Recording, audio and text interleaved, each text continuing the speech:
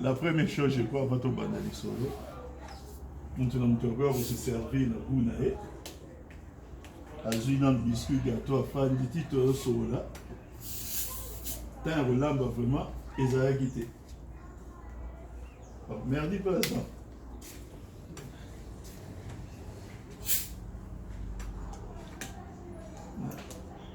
Protocole à Zate, hein? Non, on ça protocole. Ah, ça la classe.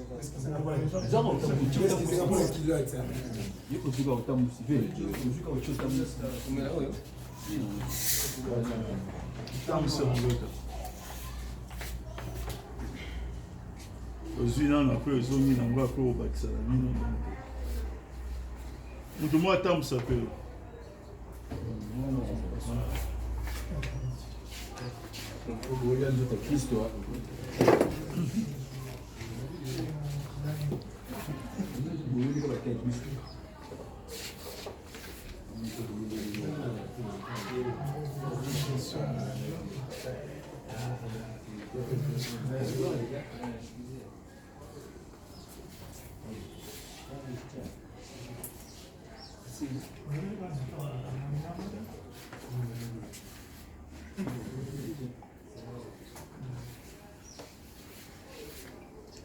T'as pipo, na yebi ça vraiment ba lukela ngai na chambre na frigo. Na coffre bazo na ngai na Perrier na verre. Où est le coffre? Perrier na verre.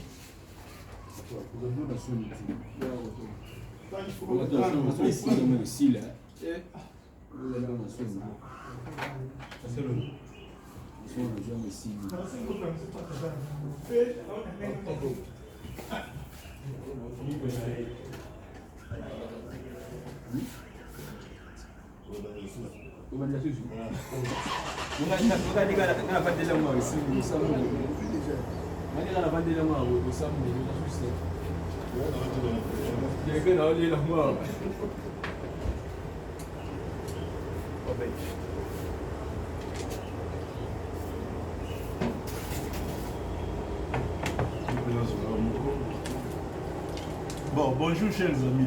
Bonjour. On a répondu favorablement. On a demandé une invitation pour vous en poser à ce base de la fondation du Solo Ezaki. J'aimerais que tout soit comme grand frère, n'a pas petit. N'a Solo n'a noté comme acteur politique ou ce qui non. Et ça le rôle là, via Kouté n'a pas petit. Où on peut se dire des choses sans tabou. Et on le voit sans tabou, sans trop de forme. Sur comme solo acteur politique qui n'a pas tout, moi ma forme que ça écoute. Donc je suis très disposé. Je sais que cette rencontre c'est et ça mais les temps malheureusement ils seront toujours favorables dans la rencontre à Boété parce que ce que vous devez savoir, oui, bah, que ceux qui bino boza, bah, miso soupé, bah, ce que vous pourrez faire comme demande, j'en reçois tout le temps. Donc, moi, au gérer, bah, bloc, on soit là, exact. Donc, je suis vraiment à votre entière disposition. Donc, voilà, toujours moi, retard, nous, on me sort au salle, et moi, toujours salle, en même temps, dans mon cocktail, faisons un effort, nous ne pouvons pas atteindre la mode biscuit, mais le bar. Il y a foufou tout le bar. Bon, on a biscuit. Je suis à vous. Amen.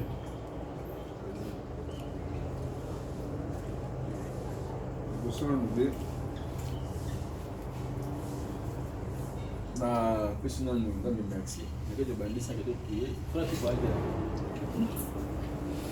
Ça fait d'abord fort au monde, mieux ma cala.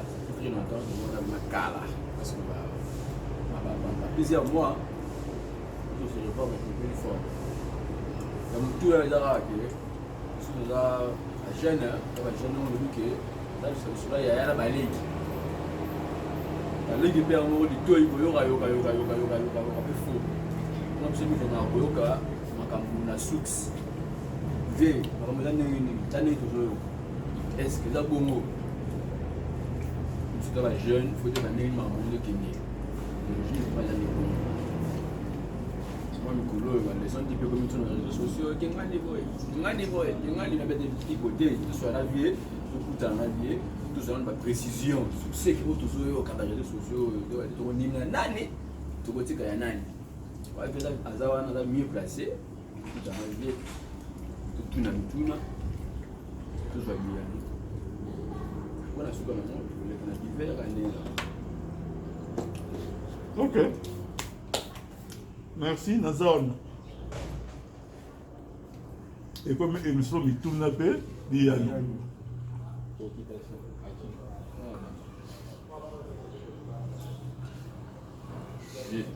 quand ningué armé autour banda et puis ningué mort bien introduction à tout sur la solo ya na plus petite na plus bien avant tout cela tout par rapport à la question la réponse paysanne en fait question dans la principale des alliés naïba on a éclaircissement dans le micro par rapport à mon toyo qui par-ci par-là il y a FCC la cache est-ce que vous avez un avocate à solo, to continuité ezali. Et puis deuxièmement, continuité en gros, il y a bien au salon moi que de donner ce moment macaco macaco à maël, macaco bena maël, macaco aux ala. Pour ça que moi là au Montréal moi à obéter avec caramel et à obéter que chita si meilleur moi est-ce que bien au que dans un système moi là to donner. Bon, merci pour la question. À chaque fois, vous mettez à Masolo à FCC4, il faut voter à la main à deux niveaux. Niveau le bosseur est un niveau de leader. Pour le kumba biso. Niveau mi balé est un niveau de biso batase. N'est tozo comprendre. Il faut voir que alliance politique il y a solo. Et ça les marquera avant l'élection. Vous y avez déjà, vous marcher sur vous gagner ou pas. Il y a bien sûr les alliances à circonstances. Il y a qui dans le contexte de l'élection 2018. Et ça dit que tu continues l'école. Les alliances naturelles, les alliances à circonstances, sur vos continuer l'école, il y a apprentissage. Comment est-ce que c'est mieux de faire aboutir à moi? Sauf qu'Alliance est salement quitté par exemple entre Papi Tambala Moutoumou Akash. Alliance est salement entre Banane, entre Mikondi. Bango Bazana vision. Bango soit la Nabiso Bata c'est beau qui part en moté. Beau qui part en moté parce que c'est clair que pendant des années tu s'opposant. Bambou les belés tu s'opposant. Et ça tout de suite. Bon moi là qui oh non. Ma opposition ici. Moi, petit des bons. Et aux gens à rater. Ok, oh non, t'as la route à papi tambaloba boy. Oh, t'as la route à loba boy. Mais jusque-là, le leader Oyo Bazo Kamba, Nino yo Alliance Amo. En tout cas, Bazo manifester volonté à Alliance Sane et continuer. C'est vrai qu'il y a des nouveaux pas de problème, je vais expliquer. Ça, c'est inhérent à la nature humaine. Couple et couteau. Au moins, c'est un mobile. Ça lui fait 20 ans de mariage. Dis autre l'équipe a 20 ans. Tout ça au délai de 20 ans de mariage. Mais si on a eu qui va un moment d'incompréhension, et quand tu as la maman, mais le plus important, c'est quoi? On avait la volonté et on a toujours la volonté de préserver nous. Couple dans les choses. Et c'est un peu ce que jusque-là, nous comprenons parmi les leaders. Donc, le président de la République a aussi le président Sassou, il n'y a pas longtemps, Bolanda qui est en mot, a lobby bien que Azolinga, Alliance Sani, et continue. Bisson à FCC. Le président honoraire, Joseph Kabila, aux autorités morales, a évité Bisso Boy. S'il faut que l'on alliance, il faut que la battuya souka. C'est-à-dire qu'il faut alliance un jour avec que FCC Kasso avec Koufi, c'est que FCC n'est qu'un porte. Batunion sur qui Bisso Biim battuya souka. Donc, je ne crois vraiment pas que l'Alliance soit au Qatar. Mais l'avenir, ils ont beaucoup dit, il y a Nzambé. Voilà. Mais bon, l'andate a cessé. Voilà, ils ont biso bato cessé. Et à mon to comprendre, et à mon père, to comprendre la biso. Voilà.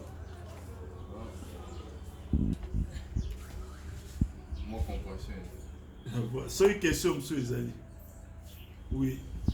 Merci pour la parole. Comment fiston? Bon. Quand on est armé dans tout le réseaux sociaux, il y a vraiment dans l'andi va publier à qui va désarmer le président honoraire, le commandant américain, le hélicoptère, tout ça. Il y a un esprit dans tout le monde. Est-ce que on a un Mokuzambo honoraire pour désarmer, ou soit pour un article par exemple. Il faut nécessairement bâtir les gars avec le commando américain et puis son mot à ça peut-être. Boye bi point moko bandeko na biso ba allié na biso baza nango na kati ya parti mo ba benga ngo formol ba spécialiste au créer ba histoire des américains boye et bandit le frère a boyoka o amaris américain ba na braza en cela ne ma boyoka yokango et belé ils ont formol et bon ba benga ngo na habité l'intérêt ni boye beloko moko ke alternance auto vivre na mboka na biso eza eloko ye kaka boye te eza eloko ezalaki préparé. Il y a eu des réflexions makasi ezalaki comment il faut tout ça na mboka na biso soki un jour président de la République alongwe mais atikala kimia wapi na mboka na ye eloko ezoboma Afrique soki moto azwi bokonzi akomobanga kotika yango mpo azo basuna meki kotika yango lobi okoma bakanganga makambo ekomi ebele. Président ya Côte d'Ivoire ye wana alobaki liboso ki atiki aza na dauphin na kufi momoka baide ekomi koya ye moko asani ase représenter. C'est une grande réflexion yango ememaki biso parce que je le dis sans nous vanter mais boyebake ba oyo ba préparer alternance oyo eza biso par rapport à la loi, par rapport à biloko ebele. Il fallait préparer une situation les baso monde ngo profit peut-être ya mutu moko mais en 2023 il y a comme on a profit mutu mususu tie rotika la mentalité wapi na kati ya mboka. Il fallait à tout prix résoudre la question ya koyeba comment mutu à cause de la pouvoir mandat ne sili asani atiki mais mokile sanini et continuer. Première chose, il fallait une loi. Loi on a ba bengi eza loi epesi statut ya ancien chef de l'État. Constitution ezalaki un peu flou na domaine wana. Constitution elobi kaka ke mutu nyonso azali président de la République akotika la lokola sénateur à vie. Mais posons-nous quelques questions. Sénat ezalaka na 108 membres. C'est-à-dire 25 provinces et ça 4 membres par province, qui chasse et ça 8. Dans le cas du Sénat, vous avez un groupe parlementaire. Lorsqu'on dit sénateur X, il y a une circonscription telle, Oyo, parmi les 4 provinces. Un ancien président de la République qui est sénateur à vie, sa circonscription est comme le Congo. Aza de fait élu par le Congo. Et alors, c'est la province. Mais deuxièmement, statut naïe, il va être dans quel groupe parlementaire? Est-ce que sénateur à vie peut être à FCC, peut être à CACH, peut être à opposition, peut être aux autres naïe? Non, on peut cet exemple. La Constitution n'a pas déterminé ma matière ébélée. C'est pourquoi Bisso, à l'époque, nous avons réfléchi sur une loi. Loi na bengi oni ezali statut ancien président de la République. C'est une loi impersonnelle. C'est vrai aujourd'hui pour le président Kabila, ça sera vrai pour le président Fachi et ça sera vrai pour les autres présidents. Parmi les dispositions, il y a d'abord la sécurité de l'ancien président. Il ne faut pas qu'un ancien président de la République a comment exposé. Parce que nous avons un mauvais précédent en Afrique. Et ça même moi belé mais notre temps où ils appellent c'était la Congo-Brazzaville. Le président Sassou laisse le pouvoir. Il y a Nanyo Lissouba a gagné l'élection. Au lieu de diriger Mboka, Sassou. Si il y a comme jour il faut nous désarmer Sassou. Et Lissouba lui-même a pris l'audace, n'a le risque de dire qu'il y a un pila, il faut voir qu'on désarmer. Comme si c'était ça qui était important. Sassou c'était militaire. Armée Moutou a formé Kayango, na Moutou a dirigé Kayango, a comparé na Moutou Moussoussou. Il y a des dessous des tables armées au biso à civil. Moi je comprendre les athlètes. Toyebi la suite. N'est le cas na Brazzaville. Comment est-il na porte et un pila pour pas désarmer le président Sassou, mais la situation c'est comment? C'est retourné. Dans Mboka na biso, ce sont des choses autolingité. Toko gagné bitumba moko ya makasi en tant que Congolais, soki to réussi alternance ya mandat oyo. So to réussi rango. À supposer on a fait un mandat, le président Fachi n'est plus là, mais on le voit dans quatre pays. N'est tout le monde président Kabila. Troisième président Rouya, Arozana Motemani, il y a pire. Abika Aïka a travailler mandat de Siliasani. Parce qu'il faut résoudre les problèmes au pays Mingi Afrique. On va résoudre. Dans Rwanda, ils sont toujours dans le système, il y a révisé la constitution, Kagame est toujours là.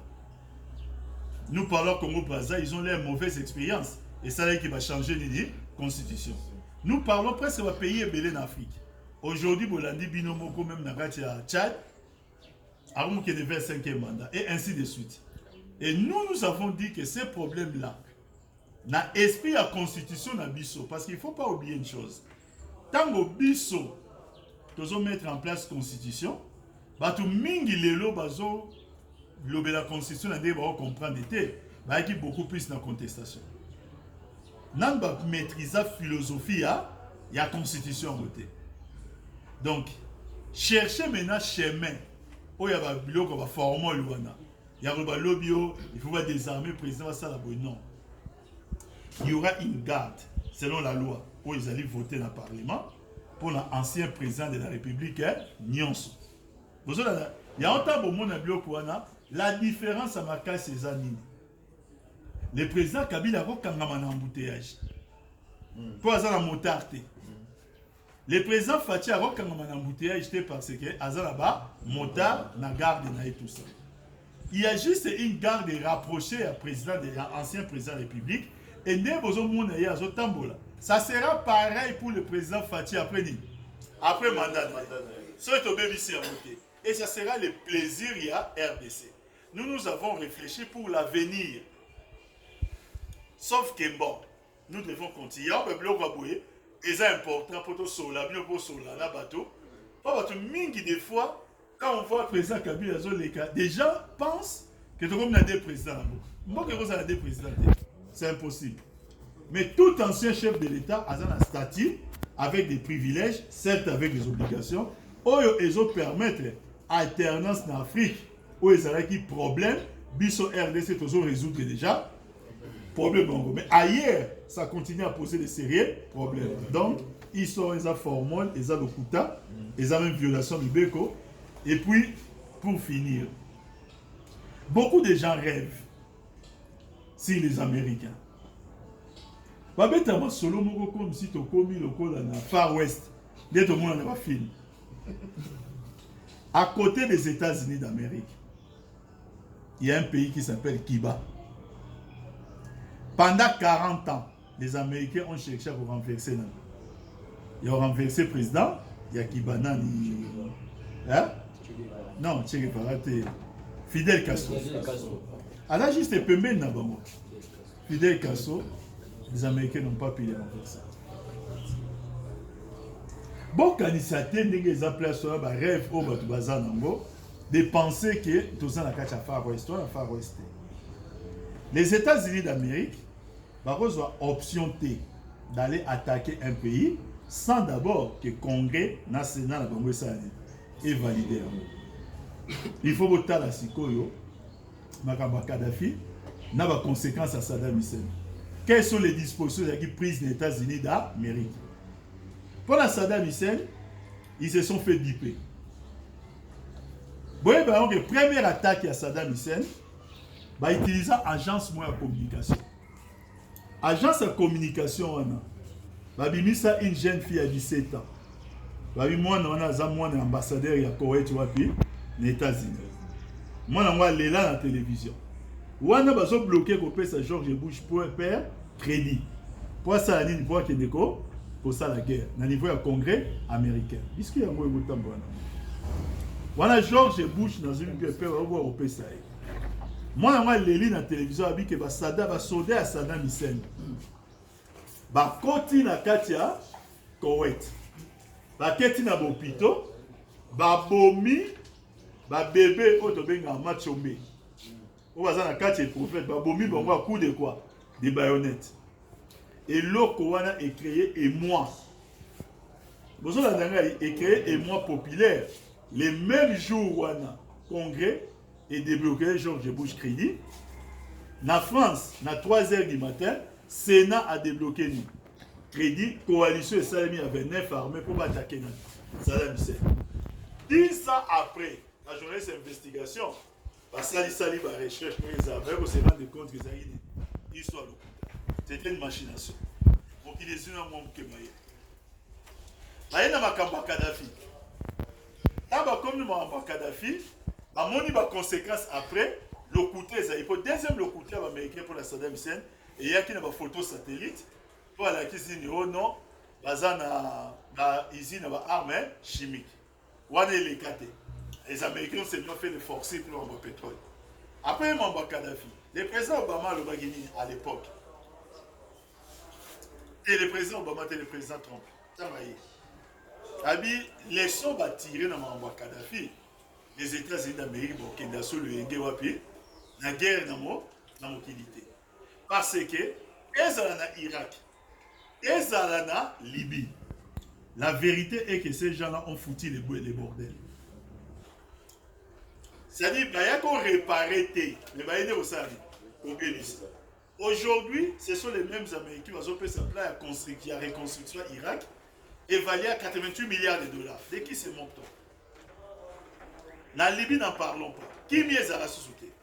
La théorie, c'est côté la boca, comme tous les jours sur le Niamouan. Donc tout ça, pour la bosse de militaire américain, bon que nous sommes sur l'opération hier, ce n'est pas que c'est un ambassadeur qui décide ça. Et parce qu'il y a un mécanisme institutionnel, congrès, crédit, il ne faut pas suivre. Attention au niveau ça qui formule, mais vous ça on peut la monnaie. Ce qui n'est pas le cas avec nos alliés. Merci beaucoup.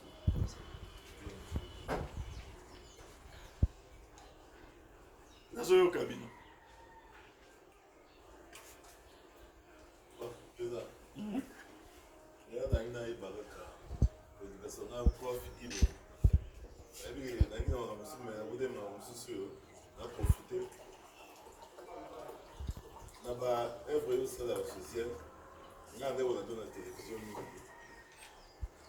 Quand on a eu un mot pour depuis na yo kaki interprétation par la commission ndenge mabe vitamba za la boye que merci et la puta ina yo a fait d'étudier weti maintenant c'est-à-dire la connaissance la va mabe pour la batte maman la vivre déjà madame est-ce que on est en 2023 on va postuler on a un souci.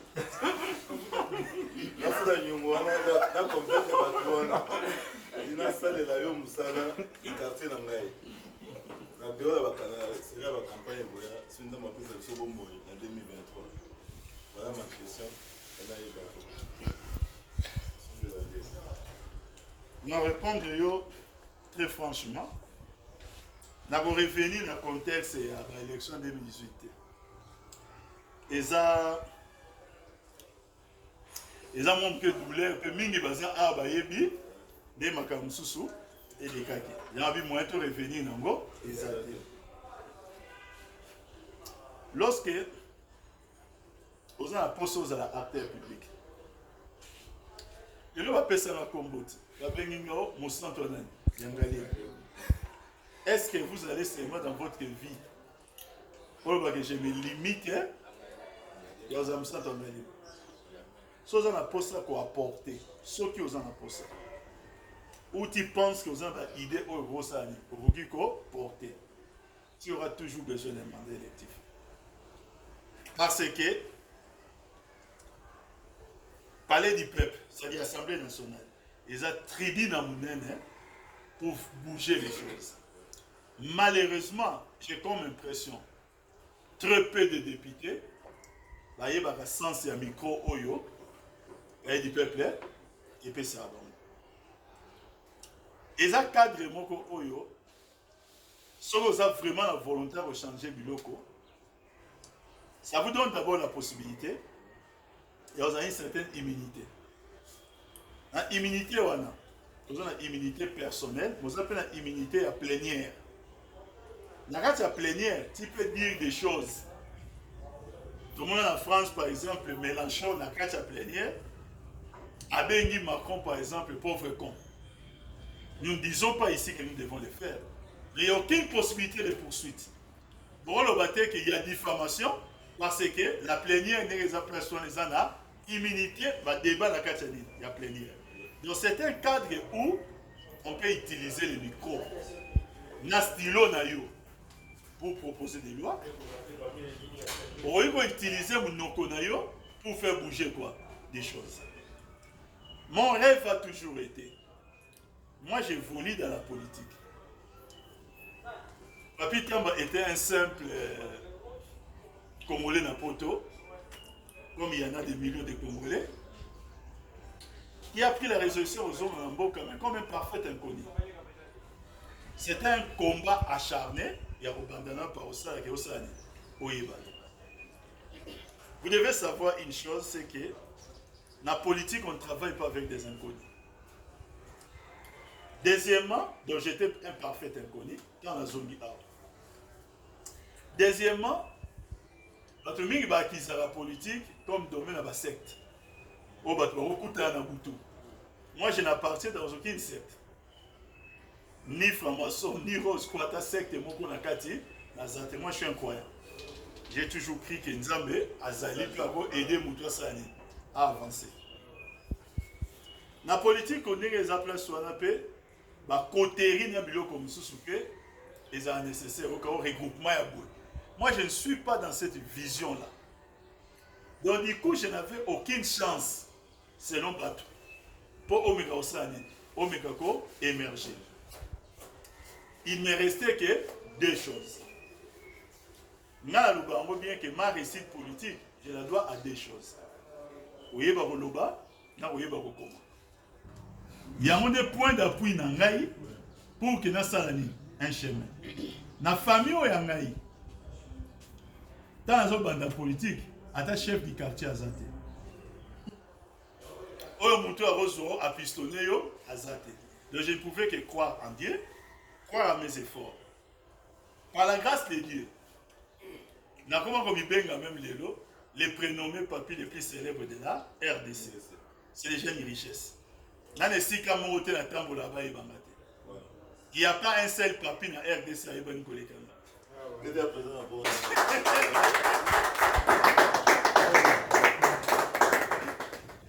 Tous les belés papi, mais il y a Tamba na minute old. C'était quoi? C'est un exemple même pour la bino relaxabino que dans la vie on peut partir du néant. Je suis parti du néant. Il y a un raison expliqué bino.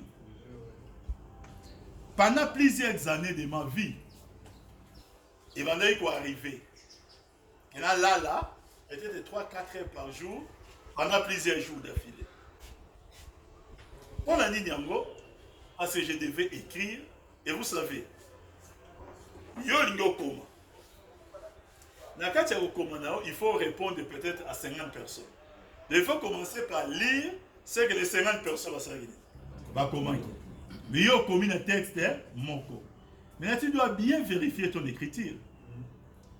Il faut comme au point, aujourd'hui, quand Papi Tamba écrit, je l'ai dit sans aucune prétention, le monde entier fait quoi? Lit. Il faut avoir un style et il faut avoir les goûts et la recherche. On doit toujours à la recherche continue pour être à la page. Je considère qu'aujourd'hui, je suis suffisamment connu pour ne repasser si quoi. Je sais que ma voix est portée pour que volonté au Nazalanango, un jour nous avons pas cette occasion et se manifester à travers cette institution qu'on appelle quoi? Les parlements. Donc ce qui veut dire quoi? Je serai candidat à n'importe quelle élection et vous se présenter. Je ne suis pas là pour commencer à noyer les poissons pour le bobo. Non. Et la volonté finale ne m'appartiendra pas. Si vous avez la chance à monter, le combat va faire comment? Va continuer. Mais si vous avez la chance en haut, je peux vous le dire. Les jours que j'aurai la chance, l'histoire de ce pays, Kombo Nangai Ekotika écrit si des langues comment indélébile. Alors le député baleka na Congo ba otanga tanga ba Kombo, on dira il y a un certain qui Papi Tamba.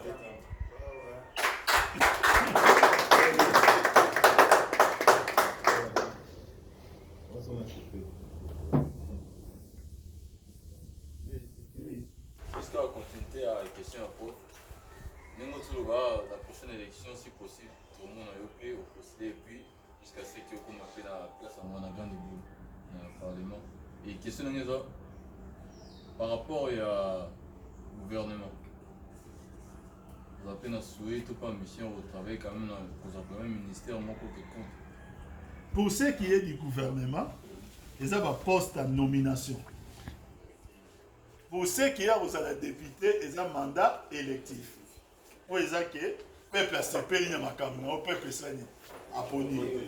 Mon sous les alliés qu'il faut pas nommer. Mon union soit nommé alors un critère naï. Ceux qui y ont pas nommé au thé, qu'au banda qu'au soit moutouté. Pourquoi pas nommer naïté? Le baka qui va critère à nomination, c'est l'homme moutou n'a pas sani, n'a rempli la côté. Sinon tu es au coma écrit, mingi bazara so ba nommé été. Mon finger, a commis aigri, a commis jaloux, a commis aîné. Non. Lorsqu'on doit nommer un gouvernement, parlons des cas actuellement, c'est un gouvernement 65 membres. Mais c'est un gouvernement à coalition. Quand il y a combien d'acteurs politiques? On va dans la carte de coalition qui ont les niveaux. Il faut ne pas autant. Combien va Tikali? Combien va nommer? Je pense que 99% va Toazani. Bazali Ganda ya gouvernement. Moi 1% raka, peut-être même pas 1%, 0,quelque ne baza comment. Baza nommé, ce sont des élus. La vie est faite comme ça. Maintenant, est-ce que pour vivre, il faut seulement être ministre? Non. Pour faire des petites actions, est-ce qu'il faut seulement être ministre? Non. Un jour, peut-être la chance va sourire, un jour. Et si ça ne sourit pas, tu peux toujours continuer à travailler au travail. À chaque fois qu'il y a une nomination, c'est quelque chose de sexuellement cassé. Si on va nommer aux entreprises, on va nommer au gouvernement, on va s'alibouiller. Les réseaux sociaux, et comme on le voit, comme Papa Pitam.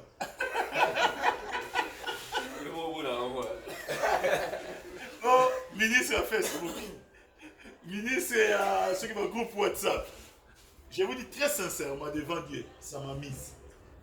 Vous savez, ça m'a mise parce que je connais personnellement des amis qui ont été au gouvernement.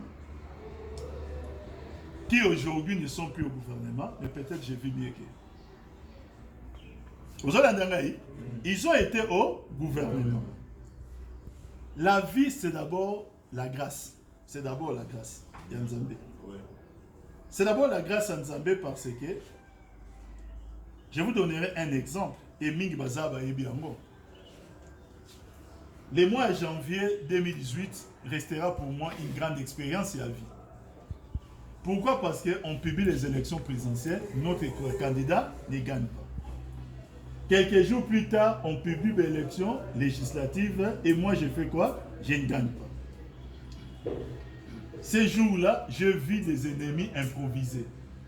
Même Batu Oyo, au Kroyakate, on a un problème dans la vie.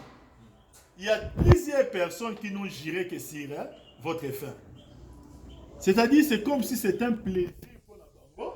Il y a un monde avec Moutouté Assili. Pour des raisons que je ne peux pas expliquer. Je n'ai jamais été méchant envers eux. Ça, c'est le propre des Congolais. Je peux vous le dire aujourd'hui.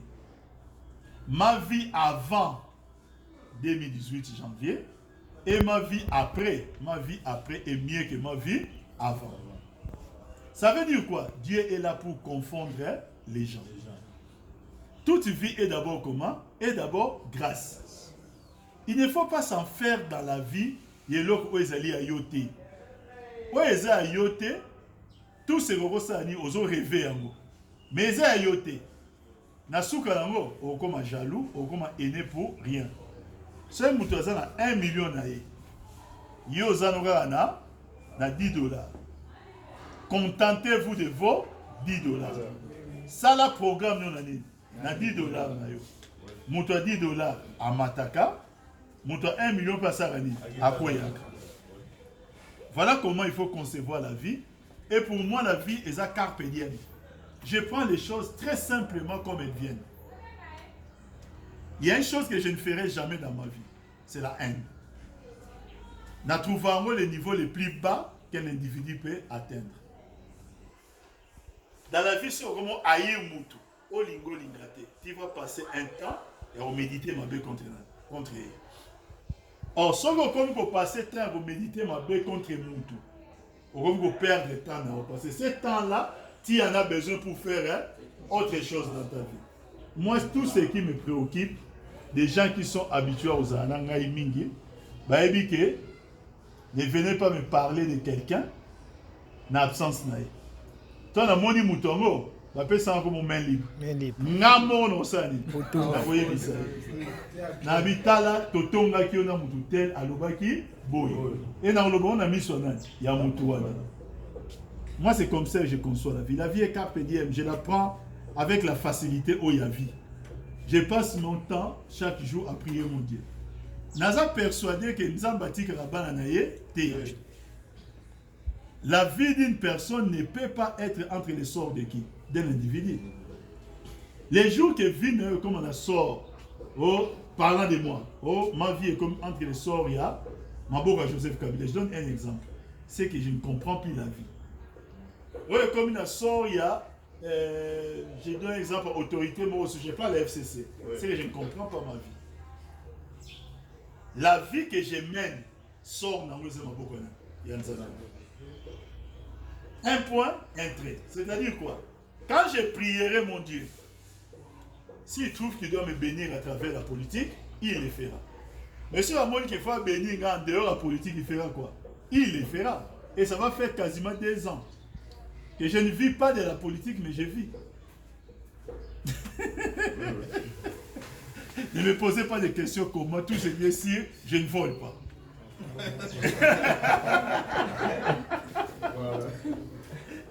Soyez rassurés que je ne vole pas.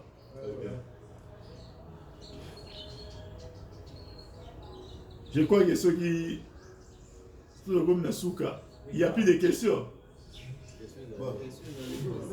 Oui, bien sûr.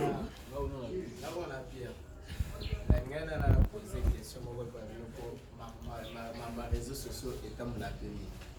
La ligne toujours qui est entre FCC et la tâche, le gouvernement, le premier ministre, le président normal qui a sa quitté. Quand nous mettons la question, est-ce que la 2023, certainement, l'élection vous a fait? Bon. Vous savez, dans la minute Oyo, et ça la bateau Oyo, ça la erreur à communication. Ils ont exprimé clairement que la ligne d'élection en 2023, il sera très difficile pour un président de la République à passer premier mandat dans le glissement. Je dis bien premier mandat. Ce qui président République a passé qui deuxième mandat avec glissement, c'est parce qu'il y avait des choses pertinentes qui les justifiaient. Absence affichée électorale, le bloc belé dans zone de la montée. Et c'est là il va construire. Aujourd'hui, le débat sur la CENI est là.